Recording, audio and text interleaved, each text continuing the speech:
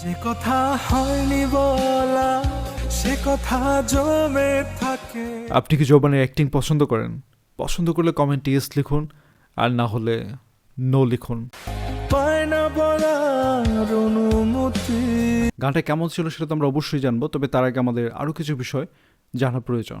আর সেটা না জানলে আপনার মনে হইতে পারে যে এটা খুবই ফালতু একটা গান, এটা কোনো গান হইলো, আবেগের ভান্ডার খুলে বসছে, এইসবই মনে হইতে থাকবে।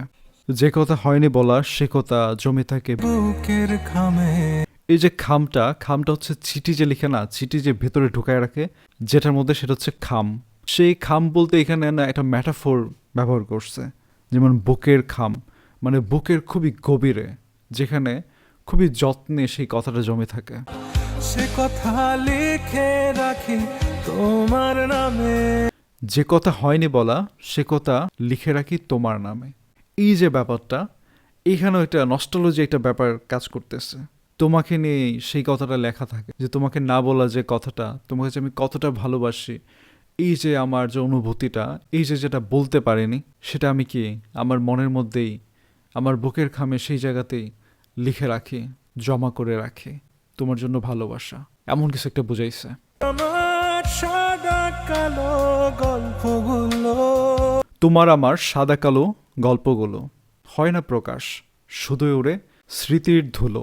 এই কথাটাতে আসলে বোঝাইছে তোমার আমার যে গল্পগুলো ছিল, এই যে আমরা একসাথে ছিলাম, এই যে মুহূর্তটা, এই মুহূর্তে যে গল্পগুলো তৈরি হয়েছিল, সেই গল্পগুলো কি শুধু একতরফাভাবে আমার হৃদয়ে আছে।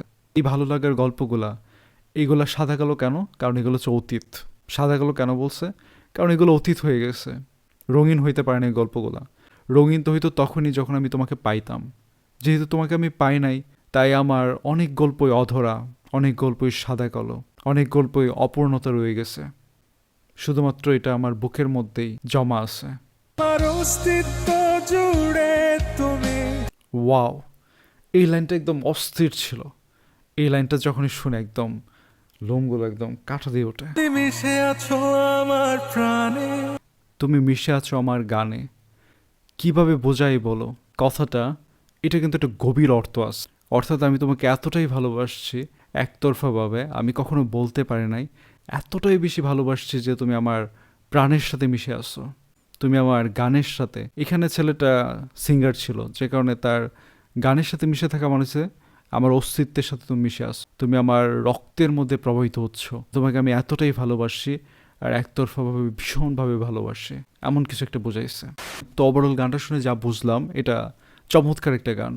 এটা একদম স্মৃতির পাতা, সেই না বলা একটা স্মৃতি, মোমেন্ট, মুহূর্তের কথা মনে করিয়ে দেয়। সেই 90 দশকে যাদের জন্ম ছিল, আমাদের সময়ের যখন কৈশোর সময়টা ছিল, ওই সময় আসলে প্রেমটা এরকমই ছিল।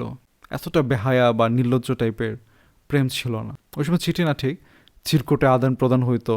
অনেক ভালোবাসা এমন ছিল যে তাকে বলা হলো না, মানুষটাকে ভালো লাগছিল কিন্তু বলা হয়ে ওঠেনি কখনো। এমন অনেকের জীবনেই ঘটছে।